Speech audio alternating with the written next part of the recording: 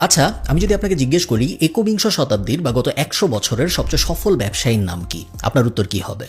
আমি বলি আপনার উত্তরের মধ্যে জেফ বেজোস থাকবে। কোনো কিছু ছাড়া একদম জিরো থেকে শুরু করে মাত্র 25 বছরের মধ্যে অ্যামাজনকে কোথা থেকে কোথায় নিয়ে আসছে ওর নাম না থাকার আসলে কোনো কারণ নাই। আপনার লিস্টে হয়তো ইলন মাস্কের নাম থাকবে। মোটামুটি শূন্য থেকে শুরু করে, যদিও টেসলা আরেকজনের কাছে কিনছে, বাট শূন্যর মতোই ছিল যখন ও কিনছে। $3 বিলিয়ন কোম্পানি দাঁড় করানো কিন্তু একদমই চারটিখানি কথা না। আপনার মাথায় এমন কিছু নামও আসবে যাদের নাম আমরা এখন আর অত শুনি না, বাট এরা যদি না থাকতো তাহলে আমরা আজকের জেফ বেজোস বা আজকের ইলন মাস্ককে পেতাম না। যেমন ধরেন বিল গেটস ফর এক্সাম্পল, যে উইন্ডোজ অপারেটিং সিস্টেমের জনক, এবং উইন্ডোজ অপারেটিং সিস্টেম বা জেনারেলি স্পিকিং কম্পিউটার যদি না থাকতো তাহলে আজকে এই দুনিয়ায় কিছুই হইতো নাকি, এটা নিয়ে সন্দেহ থাকতে পারে। হাউএভার, আপনি যদি আমাকে জিজ্ঞেস করেন, আমি এটা মনে প্রাণে বিশ্বাস করি যে পৃথিবীর বর্তমানে সবচেয়ে সফল সিইও এবং গত 100 বছরের সবচেয়ে সফল ফাউন্ডারদের একজন হলো মার্ক জাকারবার্গ। অনেক সফল ফাউন্ডারদের একজন না বলে আমি এটাও বলতে পারি যে আমার মতে সে অ্যাকচুয়ালি সবচেয়ে সফল ফাউন্ডার এবং সবচেয়ে বড় ব্যবসায়ী গত 100 বছরের। দেখেন, আমরা ফেসবুককে যতই গালি দেই, আমরা ইনস্টাগ্রামকে যতই গালি দেই, মাত্র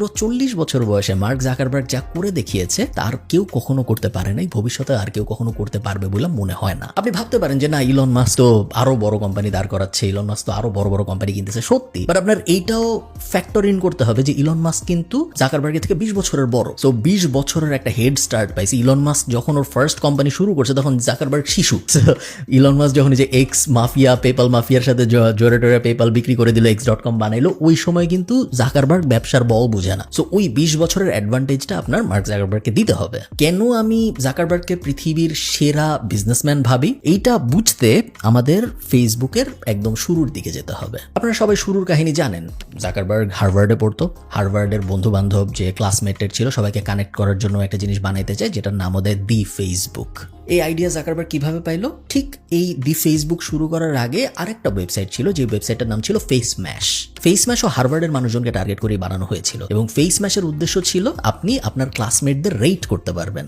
যদিও বলা হয়তো যে আপনি ছেলেদেরও রেট করতে পারবেন, মেয়েদেরও রেট করতে পারবেন, বাট অনেক সময় একটা প্ল্যাটফর্ম একভাবে দাঁড়ায়, বাট তারপর মানুষ এটাকে ইউজ করে অন্যভাবে। সো যদিও প্ল্যাটফর্ম ছিল সবাই সবাইকে রেট করতে পারবে, বাট ফেসম্যাশ মূলত হয়ে যায় মেয়েদের রেট করার জন্য। আপনি কাকে স্ম্যাশ করবেন, কাকে আপনার কত হট লাগে, এই ধরনের জিনিসপত্রের জন্যই মূলত ফেসম্যাশ ইউজ হইতো। তো ফেসম্যাশ বন্ধ করে দিত ইভেন্চুয়ালি, কারণ এরকম জিনিসটা একটা ইউনিভার্সিটির ক্যাম্পাসে চলতে পারে না। হাউএভার, ফেসম্যাশের সফলতা জাকারবার্গকে এই জিনিসটা বোঝায় যে হ্যাঁ, মানুষ নিজেদের যেসব পরিচিত মানুষজন আছে এদেরকে অনলাইনে একটা ভার্চুয়াল জগতে দেখতে পছন্দ করে। এই আইডিয়া থেকেই দি facebook.com এর জন্ম হয়, যেখানে সবাই নিজেদের বন্ধু বান্ধবদের, নিজেদের ক্লাসমেটদের, নিজেদের পরিচিত মানুষজনদের যাদের রিয়েল লাইফে দেখে তাদেরকে ভার্চুয়ালি দেখতে পারবে, তাদের সাথে ভার্চুয়ালি কানেক্ট হতে পারবে, এবং মাত্র 24 ঘন্টায় 1200 হার্ভার্ডের মানুষ রেজিস্টার করে। এক বছরের মধ্যে পেপাল মাফিয়ার পিটার থিল, যাকে বলা হয় সর্বকালের সর্বশ্রেষ্ঠ ইনভেস্টর, স্টার্টআপ ইনভেস্টরদের একজন, সে ইনভেস্ট করে $5 লাখ এই দি facebook.com এ। ইনভেস্ট করার পরে কি হয়? জাকারবার্গ বলে যে আমি এখন $5 লাখ ইনভেস্টমেন্ট পাইছি, আমি একটা জিনিস, একটা আইডিয়া পাইছি, যে আইডিয়ার উপরে আমি ফোকাস করবো, আমি এখন আর হার্ভার্ডে পড়াশোনা করবো না। ও হার্ভার্ড থেকে ড্রপ আউট করে। শুধু ও না, ওর কো ফাউন্ডাররাও হার্ভার্ড থেকে ড্রপ আউট করে। ওরা সবাই মিলে একটা বাসা ভাড়া নেয়, ওই বাসা ওরা একসাথে থাকা শুরু করে এবং ওরা ফেসবুক বানানো শুরু করে। এর পরের কাহিনী আপনারা সবাই জানেন। আজকে মেটা কোন জায়গায়, আজকে ফেসবুক কোন জায়গায়, এগুলো সবকিছু আপনারা জানেন। আমরা ফেসবুকের হিস্ট্রিতে আরো তো যাবো না এই ভিডিওতে।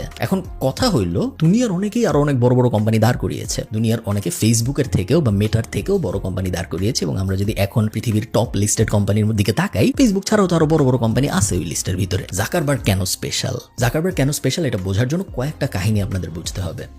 সময়টা 2012 সাল। 2012 সালে ফেসবুক দাপায় বেড়াচ্ছে, কোনো কম্পিটিশন নাই, মাইস্পেস টাইস্পেস সব বাদ। গুগল প্লাস বলে একটা জিনিস আসতেছে, গুগল প্লাসের কেউ কোনো দাম দিচ্ছে না। গুগল যে একটা সোশ্যাল মিডিয়া বানাইতে পারবে কেউ মনেও করে না। বেসিক্যালি মনোপলিস্টিক একটা মার্কেট, কোনো কম্পিটিশন নাই। ফেসবুক প্রত্যেক দিন মিলিয়ন মিলিয়ন নতুন ইউজার অ্যাচিভমেন্ট ক্রস করতেছে, নতুন নতুন রেকর্ড করতেছে, সবাই হ্যাপি। বাট জাকারবার্গ হ্যাপি না। 2012 সালে জাকারবার্গের চোখ যায় একটা খুব ছোট্ট অ্যাপের দিকে। এই অ্যাপ দিয়ে মানুষ ছবি শেয়ার করতো। এই অ্যাপের কোনো রেভিনিউ ছিল না, এই অ্যাপের কোনো ইনকাম হইতো না। কয়েকজন বন্ধু মিলা বানাইছিল এই অ্যাপটা, এবং এই অ্যাপের উদ্দেশ্য ছিল আমরা কিছু ছবি তুলবো, এরপরে ছবির মধ্যে একটা ফিল্টার লাগাবো, এবং তারপর ওই ছবিটা আমাদের বন্ধুদের সাথে শেয়ার করার জন্য পাবলিশ করে দিব। জাকারবার্গ আউট অফ নোওয়্যার বলে আমি এই অ্যাপ কিনতে চাই।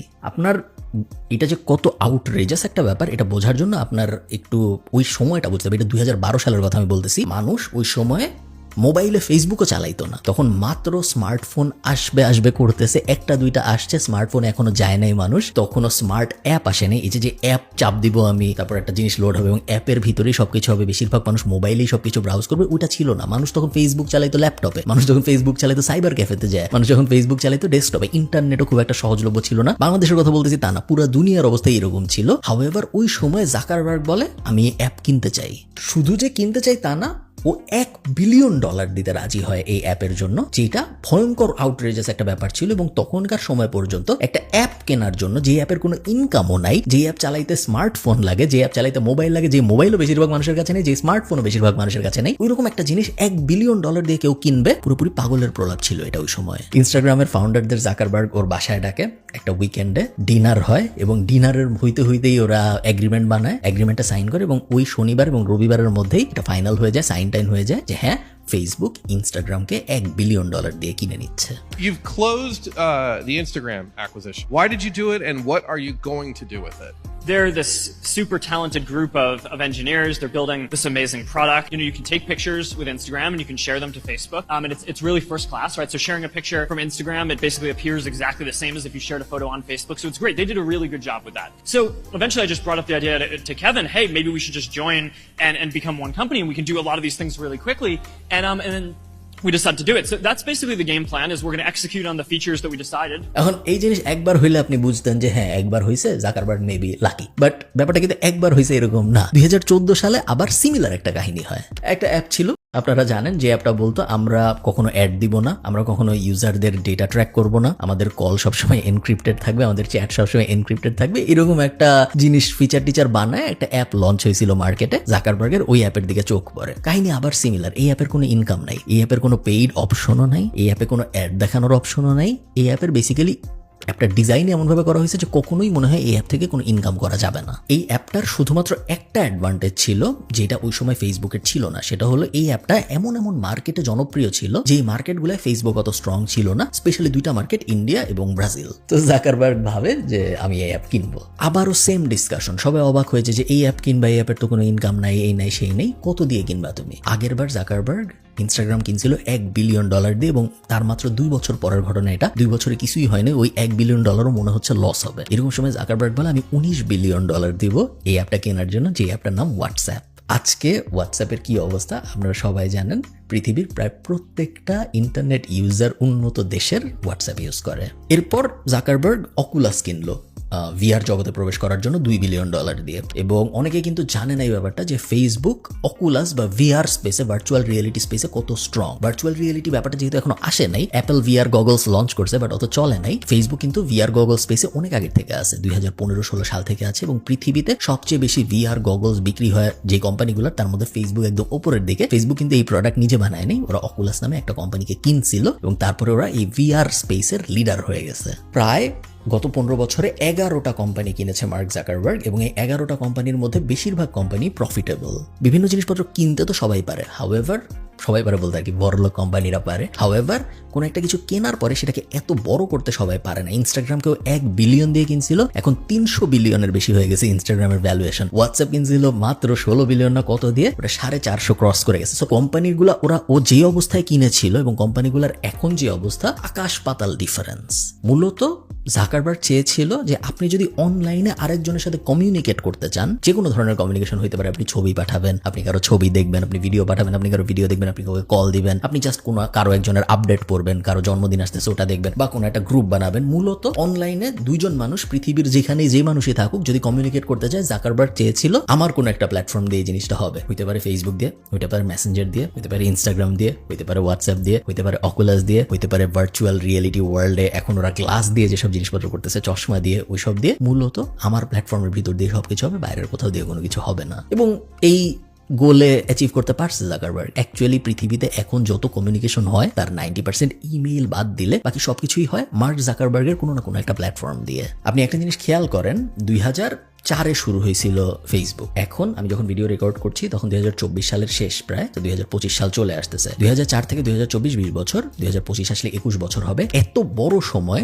একজন মানুষ সাকসেসফুলি যে ফাউন্ডার অ্যান্ড সিইও সে একটা কোম্পানি চালাইছে এরকম কখনো হয় নাই। বিল গেটস করে নাই, স্টিভ জবস করে নাই। স্টিভ জবস মাঝখানে 11 বছর বিতাড়িত ছিল অ্যাপল থেকে, তারপর ওকে আবার ফিরে আনা হয়েছে, বাট মেইন কথা হলো করে নাই। এমন কোনো বড় বিশাল কোম্পানির সিইও নেই যে 24 বছর ধরে 25 বছর ধরে সাকসেসফুলি একটা কোম্পানি নিজেই ফ্রন্ট লাইন করে চালায় গেছে। অনেকে কিন্তু আপনারা চিনেন, যেমন ধরেন গুগলের ফাউন্ডাররা কিন্তু গুগল ডে টু ডে অপারেশনের মধ্যে নাই। অ্যাপেলের সিইও টিম কুক, সো অ্যাপেলের মালিক যারা তারা কিন্তু অ্যাপেল চালায় না, সবাই নিজেদের সিইও বসাইছে। মাইক্রোসফট সেম, মোটামুটি যত কোম্পানি আছে বড় বড় সবাই যে বানাইছিল সে সরে গেছে কিছুদিন পর, এবং তারপরে সিইও বসাইছে, ম্যানেজমেন্ট বসাইছে, তারা কোম্পানি চালাচ্ছে এখন। ফেসবুক বা মেটা এমন একটা কোম্পানি যেই বাচ্চা ছেলেটা বানাইছিল সেই বাচ্চা ছেলেই এখনো চালাচ্ছে। বাচ্চা ছেলে আস্তে আস্তে বড় হয়েছে এবং কোম্পানিও আস্তে আস্তে ম্যাচিওর হয়েছে, বাট সেই চালাইছে, অন্য কেউ এসে সিইও হয়ে যায় নাই হঠাৎ করে। এবং যেই কারণেই অনেকে মনে করে যে ফেসবুক বা মেটা যে এম্পায়ার, এই এম্পায়ার কন্টিনিউয়াসলি গ্রো করতে পারছে। আপনি দেখেন এত কন্ট্রোভার্সি, এত ঝামেলা, জাকারবার্গকে নিয়ে এত মিম, ওই যে সেনেটর আইরান অ্যাডস, ওই ধরনের কথাবার্তা। Well, if so, how do you sustain a business model in which users don't pay for your service? Senator, we run ads. I see.